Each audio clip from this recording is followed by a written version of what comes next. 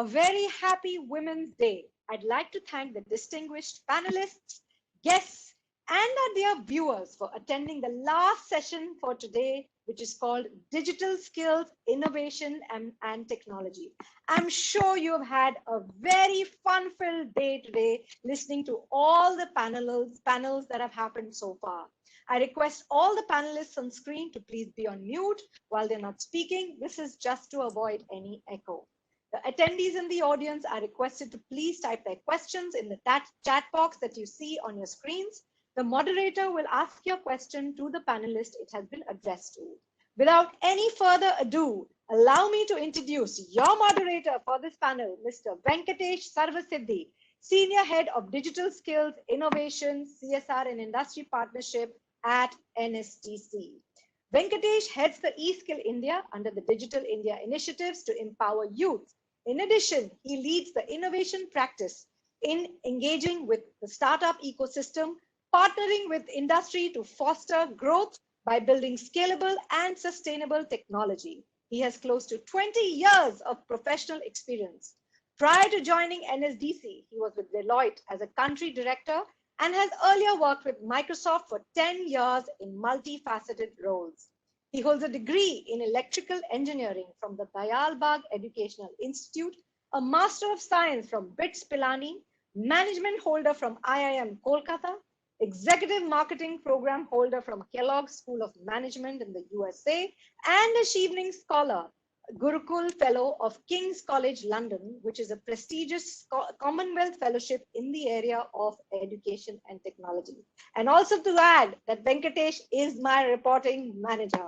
So Venkatesh, over to you. I hand over this panel for you to take it forward. Thank you. Thanks, Archana. Really nice. And first of all, I would like to wish all of you panelists, the organizers, as well as the audience, all the women for listening to us, a happy International Women's Day. I'm so happy that Skill India, the conference which we thought of holding it to create awareness about various initiatives that are driven by different organizations, and different organizations are contributing to this diversity as an ecosystem, adding value as an ecosystem, and also running various initiatives to skill women at different levels, right from schools, colleges, and workforce. Today we have 30 different CSR leaders who joined us on this particular day, Skill India Forum, which aligns with the International Women's Day. That's an interesting way we are celebrating this. So in the morning, we had a lot of panels focused around female labor force participation, women empowerment, and women entrepreneurship, and also SDGs, Sustainable Development Goals, and how we are looking at different organizations are looking at it.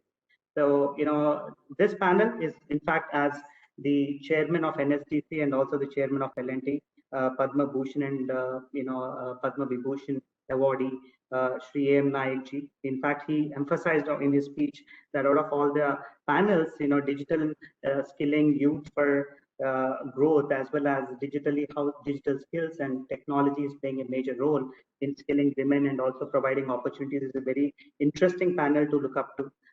Because in pandemic time frame, we have seen majority of India has gone for lockdowns between March to July, and post that even certain states have their own lockdowns basis the scenarios. So all the physical lockdowns have really impacted education, impacted the ecosystems, especially in training ecosystems and all, and technology played a major role. Thanks to every technology company, whether it is a large organization like an Microsoft, Amazon, or a Google, or organizations like an Khan Academy, edX, Coursera, Udemy, Udacity, and some of them, and even the Indian IT firms, the Infosys, Wipro, TCS, HCL, Cognizant, and not to leave, but very crucial and important, and my favorites are edtech startups, whether they're Byju's, Unacademy, Vedantu, Topper. All of them have played a critical role in connecting back to the ecosystems with their technology, with the platforms. Everyone was doing their bit, whether it is content development, or whether it is technology tools, or whether it is technology platforms, or LMS systems, which really activated millions of people to be connected and run our skilling ecosystems, because we have 20,000 training centers spread across India. Like an Indian postal office, NSDC is very unique. We have presence in 840 districts out of 850 of 855. That means from a Leh, Ladakh to a Meghalaya to a Kerala to an Andhra Pradesh. You take up any state, any particular district. Each of them have Pradhan Mantri Kaushal Kendras, which are PM centers of excellence, which are set up to drive skilling. And in some places where districts where PMKKs, apart from PMKKs, we also have most of the districts, not some. We also have the training centers, which are set up by our training partners. So in total, we have more than 680 plus training partners, very large partner ecosystem, and they have 20,000 training centers. And through them, we create a lot of impactful programs. And I'm also happy to share with all of you, and some of you would be knowing this, that 50%, we have seen the female participation in the skilling programs is very high. In fact, it is at 50%. And if I look into the statistics of the worldwide, developing countries and also the other countries which are in the phase of moving from developing to an developed or already developed ecosystems, we still share a very good ratio when it comes to the female labor force participation in the skilling programs. But however, that has to reflect even in the outcome of female labor force joining the workforce ecosystem. That's something which is still, India still has to do a lot to drive female labor force ecosystem. So we talk about a very interesting imperative that's saying that we would be a 5 trillion economy, and of course we would be as we go forward in a very short span. We will see that happening. But if the 1/3 of the female labor force, joins the skill ecosystem or joins our workforce ecosystem, India would be a $30 trillion economy. So that's the power of the female labor force joining back the Indian ecosystem. So having said it, the important thing that is required to get them back to the workforce, the role of technology, the role of innovation, startups, and digital skills, various kind of digital skills, what is happening from schools to colleges to the workforce. So we have very eminent panelists, and I had opportunity of inviting them in various forums in the past. But the interesting part of today's forum is we brought them together so that all of us can share some interesting synergies and also explore opportunities how we go forward and areas where we can drive and we can act. The other interesting that I want to share about today's panel, each one of them are already aligned with NSDC. In the last 8 to 9 months, 10 months time frame, we have seen each of them contributing already to our ecosystem in impacting the larger scale base in India. Especially, when it comes to the female labor force and the participation of the women in the in the industry back, the technology and the role of technology, role of startups, and role of innovation that is driven by each of these organizations is already captured by NSD to a certain level. And as we go forward, we want to strengthen it further to create a wider reach. So not taking much of time, I would like to introduce our panelists today. We have Banu Das Gupta. She's the head of the student programs for APAC for Salesforce. We have Annie Matthews, Director, Developer Relations APAC for Microsoft. And we have Archana Sahai, the CSR head for Asia Pacific for Dell, and Supriya Menon, the Director for Education, VMware. We welcome you all, and it's lovely to see the panel and the kind of panelists we have today. So quickly, the kind of format we want to adopt is we want to go across the panelists and discuss with them their synergies and also certain areas where they are working towards digitally skilling women and how do they see this particular area, and share with them some of our insights from NSDC and also hear back from them what are they doing in their respective organizations in contributing to this ecosystem. To start with, I would love to have Banu Das Gupta.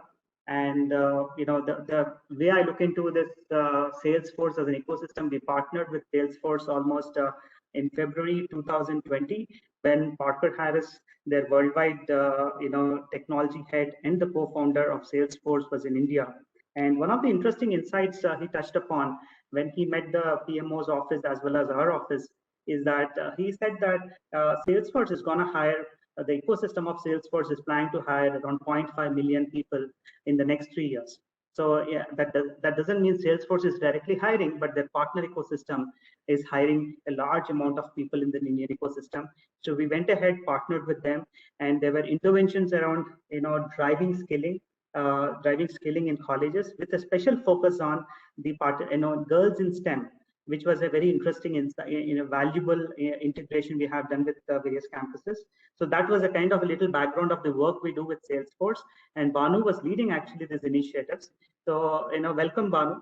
The first point I really want to raise with you and understand from you is how important are the digital skilling for the youth, especially in the pandemic scenario. How have you seen this entire ecosystem from a technology jobs, either in digital or in the CRM space, and any specific insights around girl students and their participation? Good afternoon, Venkatesh, my fellow panelists, and all the beautiful women out there. Congratulations to the entire NSDC team, and I would like to wish my fellow panelists and every woman happy your day. I think each one of you is unique and special in your own way. This last year has been really tough, and many of us have been going through tough and challenging times, especially women who act as the glue that hold the family together. So I really want to thank you for joining us for this session, and I hope you really enjoy this panel discussion. Again, in 2020, we were faced with more than we ever could have imagined. A pandemic, an economic crisis, and some really tough times to stay motivated and positive. I think NSDC has brought together this program, so congratulations again, and very interesting and relevant topics, I would say. Digital skill and innovation in technology, and today, I really wish that you take time to celebrate you as well, and the men and women that have changed your life. Because this one thing that if I have realized is that change could not have been more dramatic than what we've all experienced over this last year. So again, thank you NSDC for hosting this wonderful event and with such relevant topics and such a diverse and interesting panel. So about the question that you asked, Venkatesh, there was a really interesting quote by the president and COO of Salesforce, Brett Taylor. And he said that this hasn't been the year any of us expected. And in a lot of ways, it feels like I went out for a jog and mid-through it turned into a marathon. Many of us felt like this, and I know I felt like this. Our customers and partners and community felt like this. The way we work and live has changed dramatically. Zooms are the new conference rooms. Kitchens, living rooms, bedrooms are the new workstations. We are in an all digital work from anywhere kind of a world. And these new times will endure, continue far beyond the pandemic as well. In fact, nearly 69% of people believe that the pandemic will permanently change the way they work. It's hard to predict the future, especially after 2020. But I do think the future will look a lot like today. And it's an all digital work from anywhere kind of a world. It's a world where consumers will largely buy goods online or in contactless settings like curbside pickup or delivery.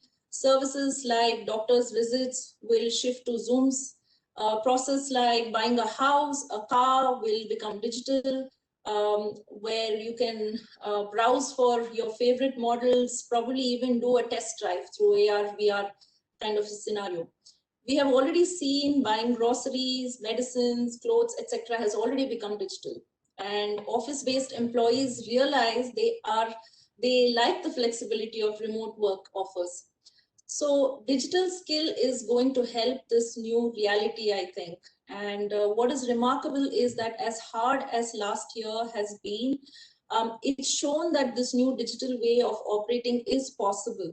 Countless Salesforce and customers, partners have launched new digital capabilities in weeks, not months. They're seizing this moment as an opportunity to think and rethink about their company's future, their customer strategy, their digital marketing, their social media strategy. So I would say there's a lot of opportunities that is opening up for the next generation of trailblazers, as we call them. Anybody who's connected to Salesforce, learns Salesforce, and is our partner, we call them as trailblazers.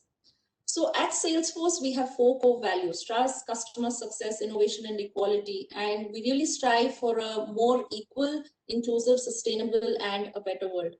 And we believe that equality and diversity makes us a better company. So as a company, equality is one of our core values. And I know you already touched upon this about the zero point 0.5 million jobs that will be available in the Salesforce ecosystem. So I want to quickly touch upon that the global impact of Salesforce is much bigger than our technology and our company.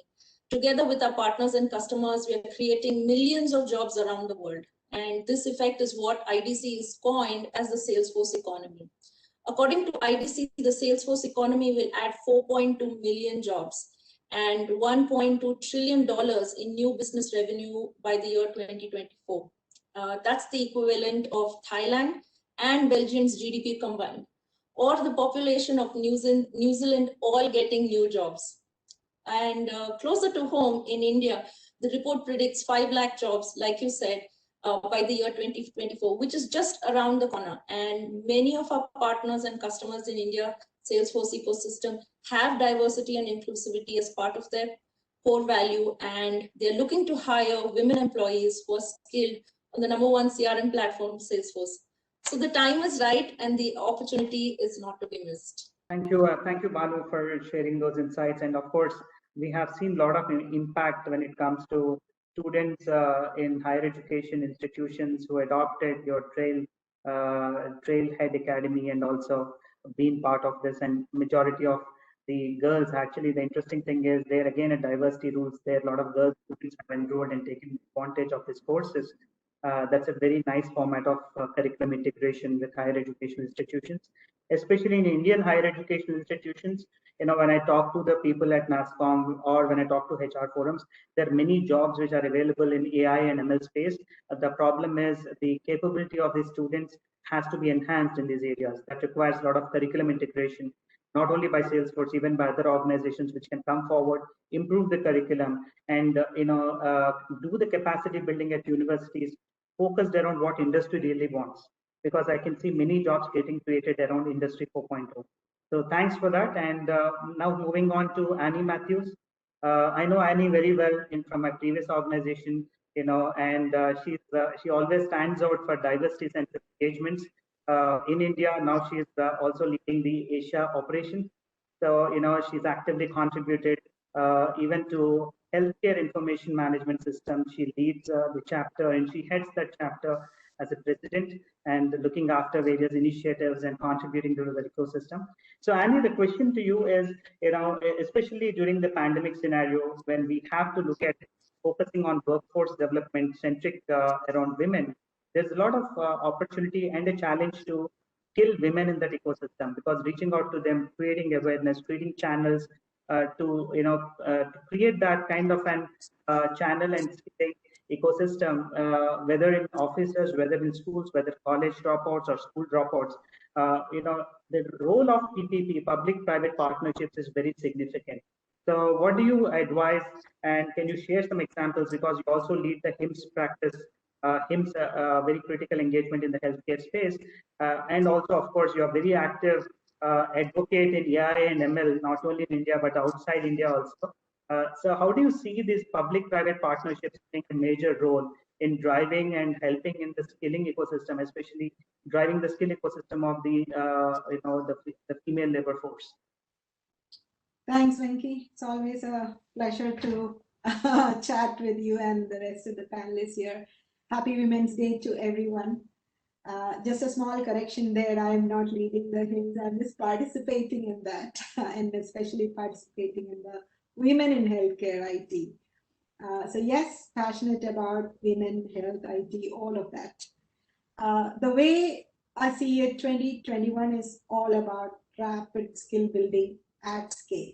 And it's fantastic to hear from you that 50% of the skill participation is from women on the NSDC platform. That's so heartening to hear.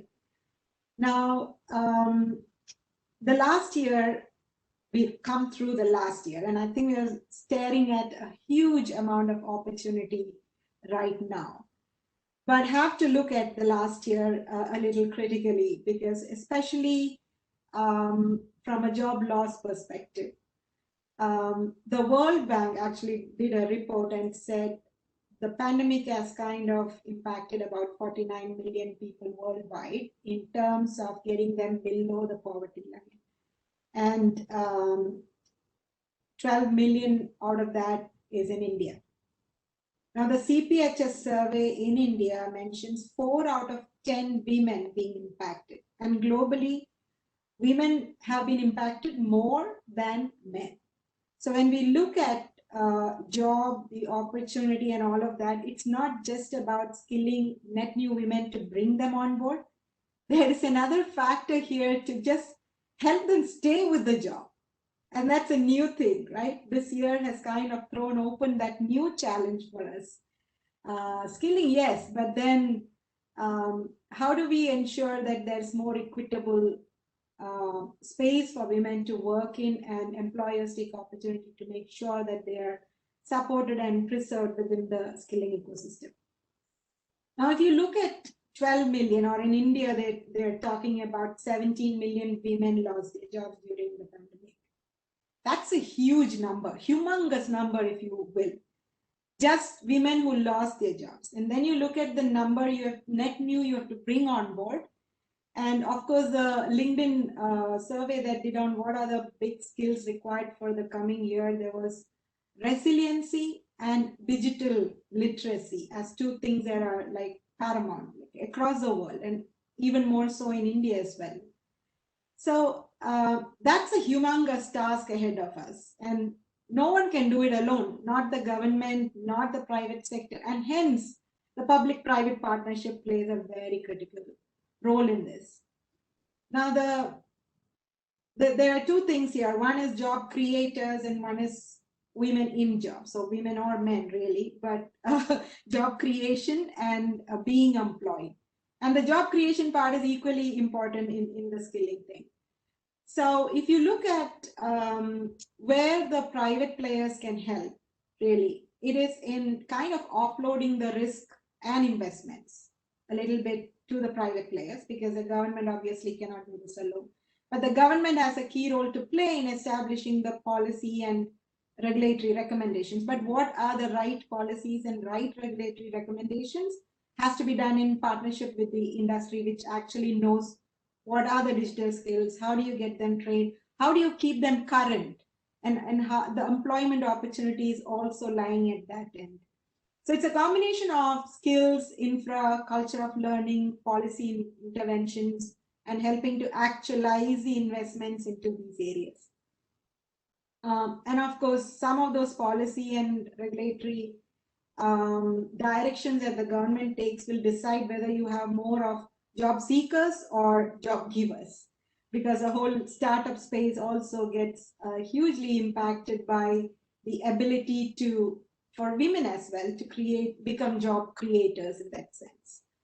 So essentially, I see Triple P as super important because it's taking the burden off the public sector and manage the cost effectively. It creates value for taxpayers. It's kind of going to lower the project cost as well, because some of it is going to be offset by the private player. So yeah, so I think it's we've done a great job with public-private partnerships in many areas, and skilling I think is super important. Microsoft and NSDC, for example, partners very closely with a target of millions of women to upskill. We just heard about it from Archana as well. So I'm sure a lot of the private players are happy to and essentially participating.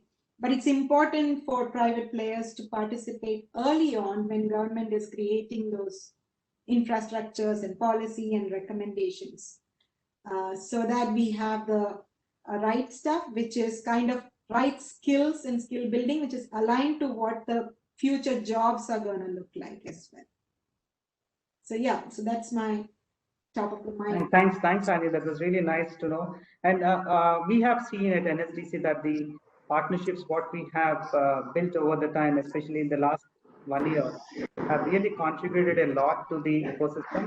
Just to want to highlight one very interesting partnership. Britannia actually, can the others be on mute, please? There's a lot of people. So Britannia actually, has, we know Britannia, it's a 100-year-old, biscuit manufacturing company, a leader in that FMCG space, especially in the biscuits. So, they sell 64 lakh biscuit packets of Marigold biscuit every day. That's a huge number. So when I met their marketing directors and their leadership, so I said that's a huge number, and they have presence and they have reach in every village, every district, and they, selling 64 lakh biscuit packets of Marigold every day is not a joke. It's a huge number. And the interesting insight is the people who buy this are women who make the decision to buy that biscuit packet most of the time, either in cities or in towns or in villages. So we said, how about driving a very interesting, conversation with these people who are homemakers mostly, and and then we brainstormed and we got out with a campaign called Startup Challenge, Britannia Marigold Startup Challenge, when we said let's collect some interesting ideas from these homemakers across India, and we led this competition in different languages. So as part of the competition, household women are people who have aspiration to become entrepreneurs, homemakers, who have given up their jobs because of their personal situations, locations, kids, or their family conditions. We collected a lot of ideas. We launched this competition in the first week of March last year. And from 24th of March, India has gone through lockdown. And of course, it's a very strict lockdown across all the regions. And the competition was ending in June. So we were literally worried because we launched it almost in the beginning of lockdown and the competition is ending. By June, July, almost everything was under lockdown. You would be surprised to know, India has for this competition, there were 1.76 million women who registered. 17.6 lakh women who have registered for this competition. That shows the power of the women entrepreneurship and the aspiration in homemakers to register. And in fact, I was part of the jury, and we had a lot of people. In fact, this was launched by Amitabh Khan. We launched it in Delhi, and when we were interviewing people, their aspirations, to start something small. And what we have done is, to the 10 winners, we gave away 10 lakhs prize each. Tanya has given those prizes. Apart from that, all those women have been skilled, by us in partnership with Vadhwani Foundation. We built course on EEE, English, Entrepreneurship, Employability, basics, teaching them about all these three components, and also making them aware about various mudra loans which are available, so that they can take small, loans of 10,000, 20,000 to start something of their own, And you would be surprised to know, even if you go to the banking ecosystem and the Ministry of Finance, the NPAs are much lesser than females take loans. They repay them back, across small villages, and they're more responsible in paying them back. And hence, we requested a lot of microfinance companies and state-driven microfinance small banks like an Utkarsh Microfinance in Bihar and Uttar Pradesh, a Suryoday in West Bengal, towards Mumbai, or a Bandhan Bank towards West Bengal, or a Janalakshmi Bank towards Karnataka. We requested all of them to share their resources, the loans, and the schemes they have to empower these women. And I think in a country like this, it's also empowering women to start something of their own, as small as a nano-entrepreneurship, which is like 20,000, 15,000. They start something in their own localities, makes a lot of difference. We have seen PPP models pay off very, very well. So moving on to you, Archana, I think, we again work through the American India Foundation in skilling a lot of youth digitally. One of the things is, there's a shift in the CSR, lens when it comes to pre-pandemic and post-pandemic. CSR spending, especially, has increased in the digital side. How do you see the shift? There is CSR in India getting more focused on these days. And how did you see the last 10 months, not only from Dell, but you're part of the function of Dell, also what is happening in the industry? Can you share some thoughts on is the shift in the spending and where is the spending going to, and have the key area focus as well as overall as an industry? Sure. Thanks, Venkatesh. Good afternoon, everyone.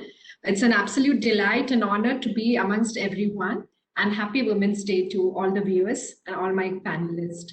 So coming to your point, Venkatesh, in terms of how the things changed, in terms of pre and post COVID. So this is very interesting, and it takes back to the time last year in March. That's the time, January, February, March, the first quarter of the year, when we work very hard on developing the strategy for the entire year. And there is, of course, a multi-level of approvals from global, regional, local leaders. So I had gone through that process, and all my funding, everything all was ready. And that's when the COVID happened. So I personally feel that I experienced the huge shift in terms of how the CSR funds was diverted to what we had actually planned and to where we finally spent. So it's pretty interesting because we had a whole lot of plans, and at Dell there's a huge focus in technology for scale. So we had a lot of programs in skilling, we had a lot of programs around innovation with Niti Aayog that we work. But then the COVID thing happened, and of course there was also an external pressure in terms of there was an expectation as how the corporates were doing in terms of supporting the pandemic. So of course, the first level is, while we're talking about digital, the time that was there in April and May last year, if you all recollect, it was a lot around because this had come absolutely as a shock, and we were not prepared for it. So a lot of investment that has gone, which I can confidently talk about the industry, is terms of us safeguarding our frontline workers, our doctors, our healthcare workers from the COVID. So that was taken care. And then the planning started as how we are going to take care of the situation, because all of us know that fine, there would be a post-COVID era, but it's not going to be completely back to as it was. It's here to stay. If you read the WHO, any of these articles, it says that now this is going to be, it sounds very pessimist, but it's going to stay forever, just like many other ailments. So it's certainly changed. So what I feel I can share confidently in terms of a lot of interaction with the NGO partners, a lot of interaction that we are trying to build with other corporates, including with Microsoft, SAP, IBM, that there is a lot of focus now on the digital skills, digital literacy. So I think the way forward that is going to be is a lot around collaboration. And while we talk about digital skilling, I feel that there is also a lot of importance that one has to give on the capacity building, on soft skills, agility, because finally this is what helped everyone to shift as the focus was and how we could really encounter the issues. It was all because of our agility. The business, they had to disrupt a lot of planning. So therefore, the focus that's coming up in the terms of the CSR spend is not only on digital skilling, building hybrid models, both in person and remote, and also a lot around the soft skill, capacity building workshops in terms of smart thinking. So these are the different ways that I feel that the CSR funding going forward is changing, and that's how it's going to be in the industry. Thanks. Archana, I think we have seen that, not only from Dell, even for other industry partners and technology partners, there was a lot of emphasis laid down by leading organizations to come forward and help people to skill. In fact, when Satya Nadella and team has announced skilling 25 million people globally as part of the pandemic scenario, so India was the first country, and NSDC I think was the first organization. Within a week's time, we reached out to them, and we struck a very interesting partnership with them about skilling close to 1 lakh women and 1 lakh youth. And there were two different things. 1 lakh youth was primarily on slightly advanced digital skills, and 1 lakh women was on the bottom of the pyramid skills. Teach them about digital literacy, digital skilling, digital literacy and modules which can really help them get some basic jobs in their ecosystem. So, similarly, various companies have come forward in putting forward their valuable contribution of offering courses, offering free online courses through their academies they have, and also, offering free certifications. A lot of them even offered free certifications during those time frames. Not only international moves, but even organizations which otherwise charge a little money for their certifications, they made those certifications free of cost. We have seen a lot of money also from the CSR being spent on digital skills. And I really thank you for your contribution in digitally skilling the youth partnership, which we have done with America Indian Foundation, along with you guys. That was a really nice initiative. Now, moving on to Supriya. Supriya leads the education, division. She's the director at VMware. And of course, we are working with her. She's been contributing a lot in building partnership with NSDC, especially in digitally skilling people. And also, they have a very interesting women-centric skilling program where they want to bring back women who have left their jobs, maybe working for 2 years and have taken a break, career break because of their families and other situations, and they want to come back. So, Supriya, my question to you is, what are these programs and how are you looking at upskilling?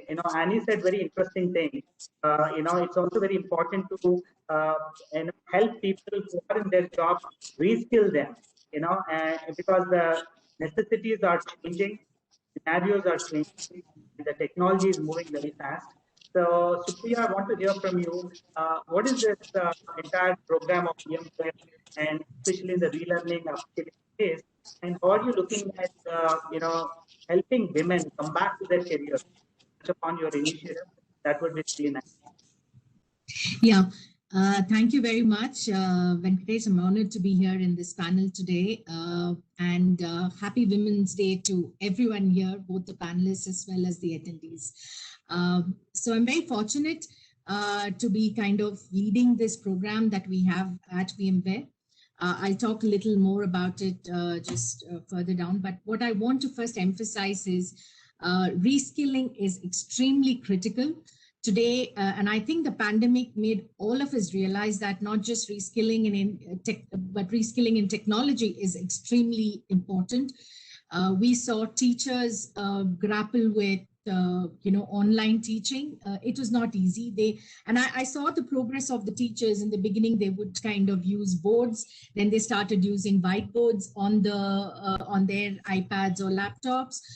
So they were constantly innovating while teaching the children, and some of the children were more tech savvy than them, but they moved on. We saw a lot of women entrepreneurs who otherwise had businesses, and because of the pandemic and had to stay back at home, we saw them all doing business digitally.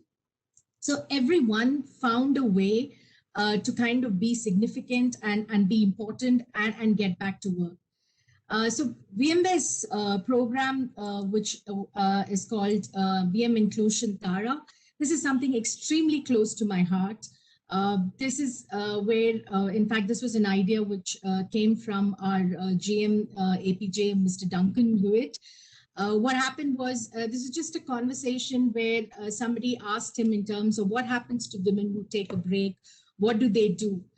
And today, most women who take a break have to do so because they don't have any other opportunities. Most of the taking care at home, unfortunately, becomes the woman's responsibility. So they don't have a choice. They have to take that break sometimes.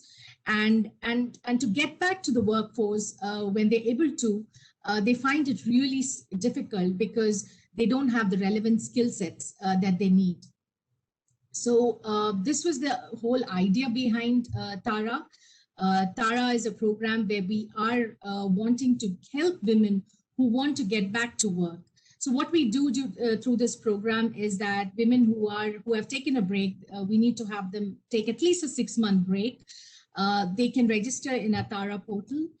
We help them skill across our technologies from the foundation level to the advanced level. We help them certify because that lends credibility to their trainings. And these are all funded by VMware. They have the flexibility to kind of study at their own pace and their time. We've purposely kept it as an on-demand kind of learning so that they can balance, especially the pandemic has not really helped too many women in terms of finding that free time because they have all of the family members at home managing house, and work is not often easy. So this is how this program was devised. And I must say, extremely proud. We have a big team working on this. And our aim was to train about 15,000 women through this program. And we've already crossed 9,500 registrations. And I'm sure we'll do the rest by the end of the year. So all the women here, and we've also tied up with like-minded organizations, I must say, who are looking at helping such women join back work. So we share the resumes of women who have finished our trainings and help them kickstart their journey back to the workforce. So this has been a very interesting experience. And today, unfortunately, what's happened is 36% of women choose to take a break from work during their careers. And 91% want to restart their careers, but around 40 to 45% are only able to make it because they don't find suitable opportunities. And most often than not, this is because they don't have the relevant skills. Technology is changing so fast, and even a gap of 1 year or 2 years, they find that whatever they've learned has become obsolete. So I think, Venkatesh, what you spoke about, all those edu startups and technology learning companies who have helped skill a lot of people over the last 1 year. I think it's a brilliant effort, because skills is what will kind of help people move forward. And women having skills, women being trained, it's not just herself that she's training, but she trains the entire family around her. She really touches a lot of life, including the workers and the helps that kind of work with her. So she touches a lot more lives. So it becomes especially important and critical when women get skilled. Thank you. Thank you. That was really nice and insightful in terms of some of the numbers you gave of women who leave their career, want to join back. But again, the opportunity and the disconnect in terms of availability and awareness to connect them back to the industry. And again, reskill some of them to ensure that they're back to the ecosystem. It plays a major role. But one thing I should say, that pandemic has brought in a lot of changes. And now a lot of women in India who have constraints of moving out of house and working in an ecosystem, whether traveling and they have their kids and their families to take care of, they have time, but they can't step out of the house. Those scenarios have been changing now. For example, if you look into many of the organizations globally as well as India have decided to go work from home, not just for the pandemic, even beyond pandemic also. So large organizations which are IT service providers, whether TCS and TechM, they are actually looking at models of running the show with 1/4 of the talent in office and remaining talent working out of their home. That again gives back, in my opinion, an opportunity for a lot of women who left their jobs and have some constraints because of their families, because of the children and other scenarios. They want to operate from home. It gives them an opportunity to join back if you can skill them. Second is, I think the challenge there is to provide right technology and tools and help them adopt these tools so that they can join and work.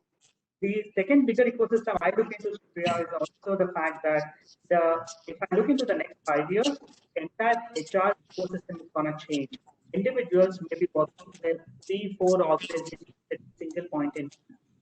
I don't think even some of us, maybe 5 years down the line, would be freelancers working with 4-5 organizations, keeping in mind the conflicting areas and avoiding those conflicts.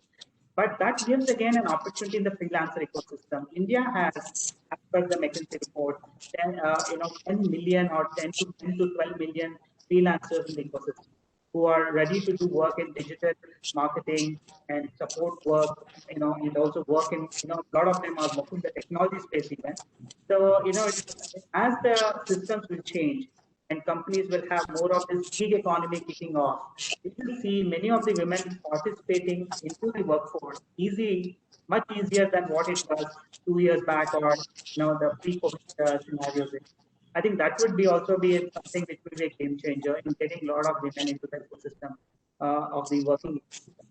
So moving back to Banu, we did this interesting intervention with NSDC. The Salesforce has partnered with a lot of colleges, and where girl students have participated in big numbers and helping them in driving curriculum adoption, skilling them on Industry 4.0 skills. Maybe can you share some insights of the program for a lot of us who are there in the forum as well as the audience, some best practices from that, so that as we go forward, how does industry play a role in improving the curriculum and bridging the industry academia gap? Yeah, thank you, Venkatesh. So I think if we quickly touch upon Industry 4.0, that's where we are, the 4.0 skills that we are, and then look at, how this is relevant in the STEM education and the curriculum that is there in our universities. I'm going to touch upon that first, and then I'm going to talk a little bit more about what we've done in that space, especially in the partnership with NSDC this last 1 year, which has been a very interesting journey for us. So we've seen that every industry has seen massive disruptions, right, as a result to the introduction of new technologies. In our case here, it is the current scenario that we are going through, the pandemic that we are going through. And we've seen that it started with steam, then with electricity, and now more recently, the coming of the digital world. But today we are in the fourth industrial revolution, and it's really important for, I think, our academia, our curriculum designers to understand what is really relevant and going to keep the students relevant and keep them employable once they come out of these universities. Now let's talk about your phone. In today's world, you can place orders, you can pay bills, listen to music, get a ride, get directions, monitor your own health, all from the palm of your hand, right? Using your smartphone. Mobile advancements have changed the way people live and work. But did you ever think about the technologies behind this phone? I have some idea, but not all of it. There are wireless technologies allowing you to connect to the internet without a physical cable. There are mobile-friendly apps and websites specifically designed to work on your phone.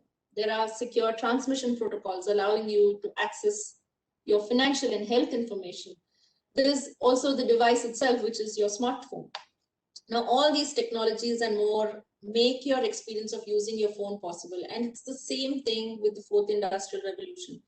Just like the technologies that is powering your phone, there are, I think, 10 emerging technologies that we believe that is driving this revolution forward, and it is bucketed into two categories. One category is the technologies that is changing the physical world, and there is another category which is changing the digital world. And this is where I think we need to sit up and take notice as to what's happening in these worlds and how much of this is coming back into the curriculum and what our students are learning in the classrooms. Are we keeping pace with what's happening in these areas?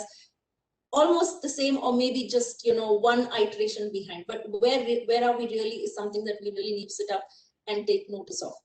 Now, the technologies that are in the physical world, changing the physical world, I think are biotechnology, robotics, 3D printing, new materials that is being still discovered, Internet of Things, energy capture, storage, and transmission. Now, the technologies that are changing the digital world are artificial intelligence, blockchain applications, new computational technologies, virtual and augmented reality. Now, if you speak about the millennial generation, they grew up on this digital technology, right? And they know that, and now they make up for more than half the workforce. They are the future and they are everywhere. As consumers, they expect business to anticipate their needs and provide personalized support. Customers, whether they are individuals, B2C, or businesses, that is B2B, are increasingly at the center of what's known as the digital economy in today's times, which is a fancy way of saying the economy that's built on internet-based and digital technologies.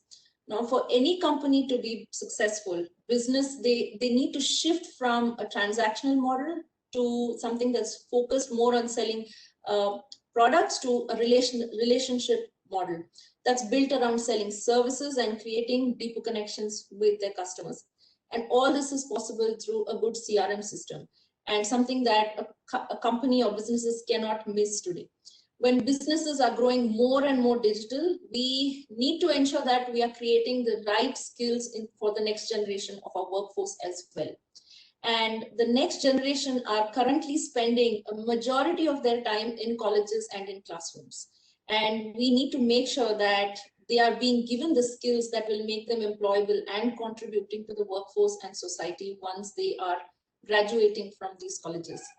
Now, Salesforce is very keen to introduce our technology into the classroom as part of the curriculum, supplementing and augmenting the existing curriculum that is there in the colleges. We are not replacing. Through our partnership with NSTC last year, as Venkatesh, you were mentioning, when our leader Parker was here, we have taken this curriculum into many colleges through your help, and we are also looking forward to add more colleges to this list. And last year, colleges taught Salesforce as part of this initiative, provided students with equivalent credits or marks for the students who completed the program. Now, this helped the students to learn industry-recognized skill in an upcoming technology with good employment prospects. So it was a full circle program for them. The Salesforce student program itself provides the colleges with the content, faculty development enablement based on the train-the-trainer model, so that we can have the multiplier effect. There's also mentorship, internship, and employment connections to the students. Now, due to COVID, we pivoted very quickly, and we ran a global career fair on a virtual platform. Earlier, we had students traveling from across the country when we held a physical career fair, just to attend and meet the employers and understand what is the prospects in this ecosystem. This year, we had students joining in from across the country, from countries which were really remote, from tier 2, tier 3 cities. So it was really wonderful to see such a large number joining our platform and connecting with multiple employers on the same platform. So to quickly sum up, this program helps students to earn industry-recognized credentials, connect to community, as well as employment opportunities. And I'm very happy to share, Venkatesh, that on this forum, we are also looking forward to introduce a program that is even more specific to girl students in the month of April, that takes students from learning fundamentals on Salesforce. So we're going back to even more basics, literally like starting from digital literacy, to connections to the community as well as the ecosystem. And thank you for this opportunity to share some of the work that we have done in this space. And I want to close by saying there's lots more to do. That's so nice of you, Banu. And of course, I remember in the last year and during lockdowns, we were actively running that curriculum integration across many campuses in India. And today, as the students progress in that, and a lot of girl students have participated, and some of them got jobs through the global career fair which you organized with your partner ecosystem. And that's a beautiful end-to-end model wherein you're skilling, you're identifying campuses, you're skilling people, integrating curriculum, and then of course ending that with an career fair to give them opportunities. So moving on to Annie, you've been actively contributing to the girls in the STEM space, not only at Microsoft, otherwise also you are a very strong advocate in this space, and you also understand the ecosystem in APAC in India.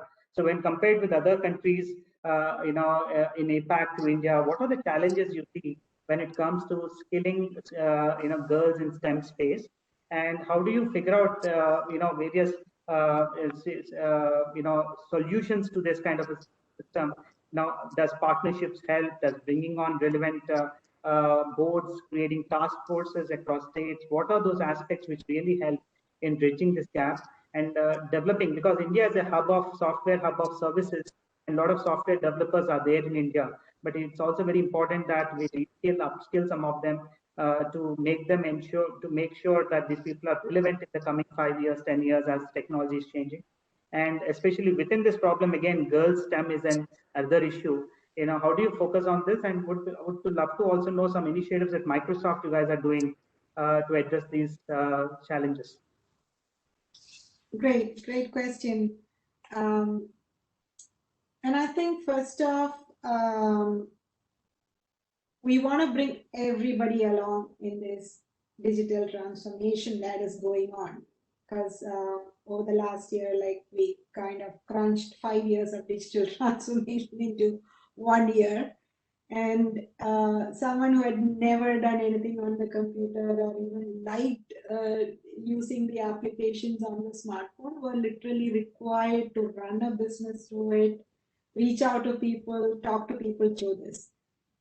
So it's almost like digital skills is what would you say? It's a bilingual requirement For example, everybody in India has to know one of English or Hindi or a native language and digital language.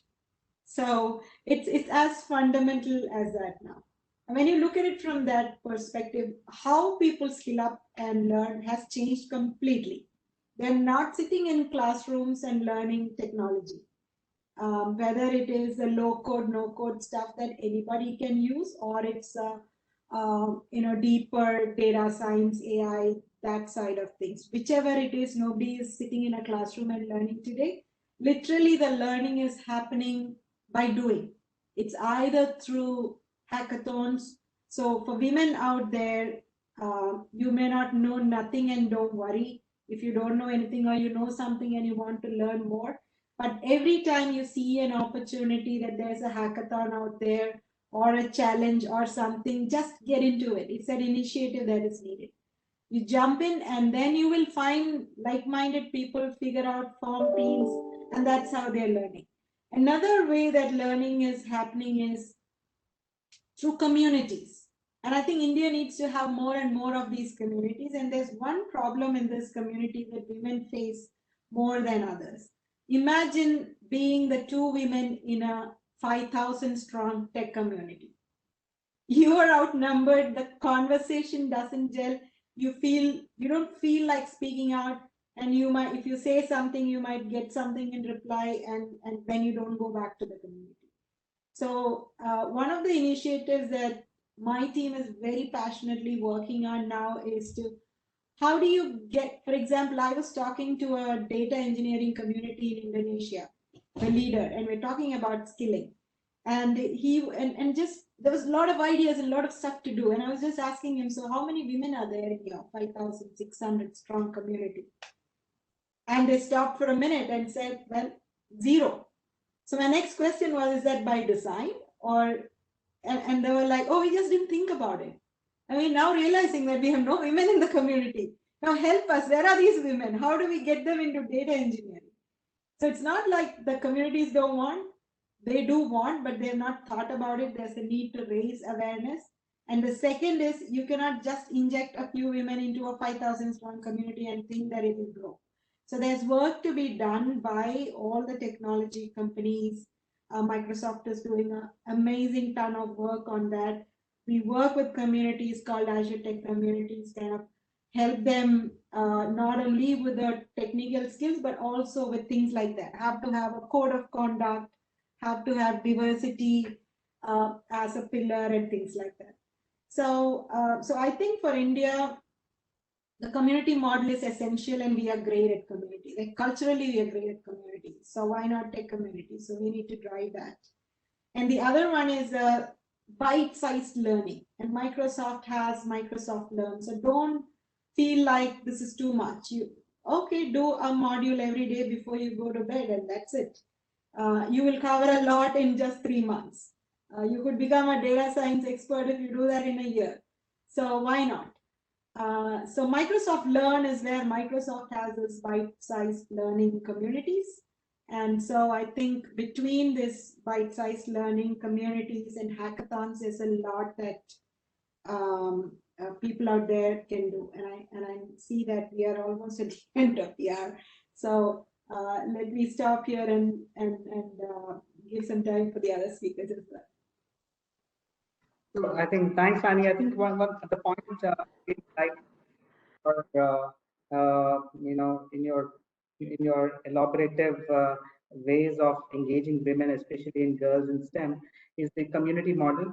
So community models, especially when you're larger software developers and larger communities, India has in fact 1.65 million schools, and we have 4 times more schools than China has. So the numbers are very big. So in a models like these, community models really work because they try to connect, they try to encourage, and also their community learning is always a proven very strong methodology. So we have seen that even when I was with Microsoft leading the student partner ecosystem, Microsoft student partner ecosystem. So it brings in a kind of an inspiration as a community. They think, they go ahead, they create programs, they participate, they help each other. And of course, these community models are very, very impactful. as we go forward. Moving on to Archana. Archana, if you can, there are a lot of organizations, training partners who are listening to us. So they want to understand from you, where is that Dell going to invest in CSR?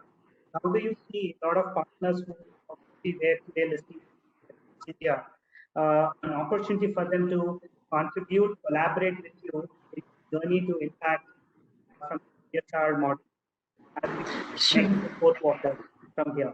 Sure. Thanks, Venkatesh. I think this is really my favorite question. So thanks so much, but I will be mindful of the time of everyone and the viewers. I think we're already on time. So I'll keep it very short and sweet so that also the viewers, you'll have, some key takeaways as what Dell is doing in terms of impacting the girls and the women. So at Dell, we have a layered level of intervention where we invest our grants, our time, and our products. So in interest of time, I think in case if she comes back, of course, we'll get back to her.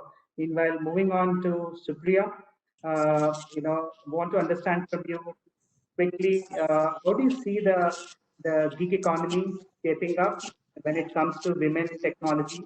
And also, will it facilitate larger participation of women in the workforce development? Yeah, I think the gig economy is a fantastic opportunity for all women who have challenges around flexibility, who have challenges around giving more time. This is a perfect place for you to kind of get back to the workforce. Even if it's not full-time, you can devote a few hours to start with, just to ensure you have the right balance at home. Today, and I think you alluded to it sometime earlier, Venkatesh, today there is an opportunity for you to work with different vendors, different organizations on various skill sets, right? And you are the master, you decide your time, you decide what skill sets you want to hone. So there is ample opportunities that this gig economy is giving us. You're no longer tied down by a 9-to-5 job where you need to be probably physically at the workplace. Today, people have realized that working from home can be productive too. I think there were a lot of people who were highly, uncomfortable with the work from home culture, but the pandemic has, I'm sure, laid their apprehensions, because we've seen productivity increases and increased in most cases, people really stretching to kind of finish their goals. Also, work is no longer going to be calculated in terms of number of hours, but more in terms of what is the result. It will be more goal oriented. People are going to be looking at performance, not from how many hours they spend at work, but what have they achieved, smaller, shorter goals. So these are definitely going to help the women, especially if they're looking at relaunching their career, getting back to the workforce. They can decide to take up minimal work to begin with. And the other clear advantage, I think, is for especially women who are looking at probably in the future, they're not on break, but they have to, for some reason or the other, instead of totally disconnecting from work, they can stay abreast with technology by, putting in a fewer hours. Maybe they will not be able to put their long, be a regular employee, but it is important that they stay abreast of technology. They stay abreast of what is new happening, and technology is constantly changing. So for such women, working smaller hours could help them continue instead of giving them a full break. So it's a wonderful opportunity, and there is lots that women can do if they think they want to do it. So it's also a lot from within, as in, do you really want to continue? There will be challenges, but I'm sure if you are committed, there is a lot of support, and you need to get that support from your ecosystem, which could include your family, it could include the helps, it could include your employer. But yes, this is a way of getting back to the workforce. Thank you, Supriya, for your thoughts. Going back to Archana, I think Archana, do you have any questions for the panel? And also to Archana Sahai, if she is back and able to hear us, can you quickly complete that thing in terms of the CSR engagement Dell in the next 12 months, a lot of our ecosystem who are listening to you, so that they can reach out, they can contribute, and if you can hear us, we would love to hear that. Sure. Sure. Thanks, Venkatesh. So sorry, folks, I had few seconds of internet issues. So basically at Dell, we do a 3-layered level of intervention where we invest in any of our CSR projects through employee volunteering. We give our products and also, of course, the grants. So as much as possible, we have this, in fact, the global mandate that 50% of our beneficiaries would be the girl students. So when we invest in schools, we also focus a lot on the programs which is related to WASH, because it's a direct correlation that when there is a good WASH facilities in these of the schools, it increases the girls' enrollment, and also it decreases their dropout rates. In terms of the skilling, the digital skilling that we are doing, again, 50% of all the beneficiaries are the girl students. But the key project that I would like to leave the audience behind that we are working on is the She Codes Innovation Challenge, where Dell is amongst the very few corporates that focusing on innovation, science and technology, curiosity amongst the young minds, especially for the girl students, where we are taking them from the journey of being young innovators to entrepreneurs. Our employees are also mentoring them. We are investing on the girl students who are the top talent from the government schools. We are working this alongside Niti Aayog Atal Innovation Mission. And all these girl students, they are also getting the industry experience. Of course, everything is getting virtual this time, but we are helping them with patent filing, with product development, and it's an end-to-end process. So anybody is interested to collaborate on any of these projects, feel free to reach out. Thanks. That's really nice. I think most of the training partners and the ecosystem which is listening, who are in the CSR space, would love to reach out to you. So we'll connect them back to you once they reach out to us. So going back to Archana, I think we already have, we surpassed the time what is being given. But since it's the last panel, we are not interfering with the next panel. That's the good part. So Archana, do we have any questions, 1 or 2 questions which we can take? Right, Venkatesh. Yes, in the interest of time, I think we'll take one question. It is from Dilisha, and she asks, what are the approaches that you suggest to improve women participation in e-learning and digital skills training? Okay, I think all of our panelists are experts in this space, but maybe anybody wants to take upon this question and give your frame of understanding of how do you solve this? Sorry, I can go with it, but I just want some clarity on the question again, Archana. What was the real ask in terms of how to get women back to e-learning? Yes, that's correct, Supriya. What are the approaches that you suggest for women participation in e-learning and digital skills training? Okay, so I think there is ample avenues to kind of learn. Today we have most organizations, training institutes, or edu startups, all of them having trainings available digitally. You don't really need to go physically to a class, because I think time constraints and flexibility is a primary challenge which most women face. So to start with, you need to identify what is the interest that you have, what is the skill set that you're looking at. Today, like I think probably it was Banu who said that everything is there in your phone. You just need to search for it. You can download apps. There are apps for most of these learning platforms. Just download them, learn at your leisure. You're on the move when you're doing, you could even do it while you're working on some physical thing which doesn't require you to concentrate too much. So the main thing is you need to kind of create that need to want to do a training. Once you have that, firmly in your mind, opportunities are plenty. I don't think there is a limitation in terms of what is available today to learn. Everything is available most of the times digitally. Yeah, I hope it answers your question. Anything else? And also, yeah, and also adding on to Supriya Archana, we also have at NSDC eSkill India, which is primarily a one-stop portal for anything to do with skilling.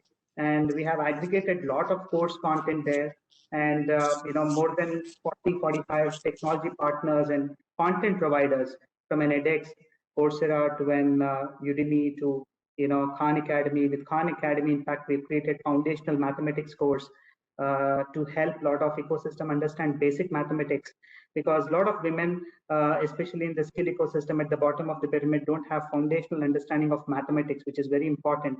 Otherwise, a lot of labor driven, mismanagement of their funding, especially the funds what they are supposed to get at the end of the day or end of the month, those are miscalculated by middlemen.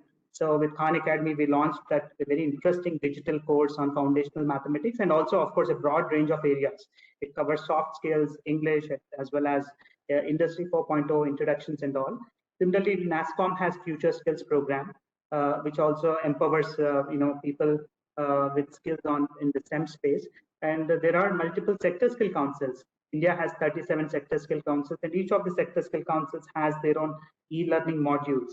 So there are many avenues, and of course, it's all about how do they get onto these sites, and most of the times these are free of cost available. So it's not something that will cost them.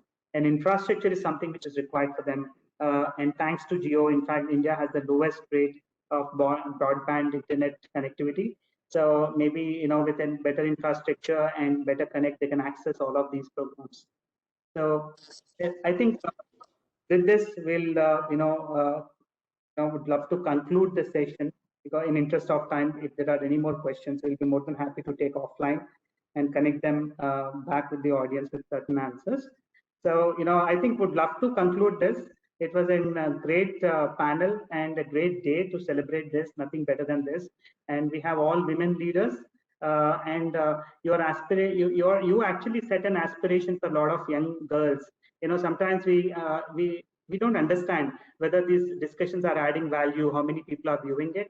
But at NSDC, when people write back to us how a certain program has impacted them, how they got an awareness of a certain program, and that's where the beauty of this is.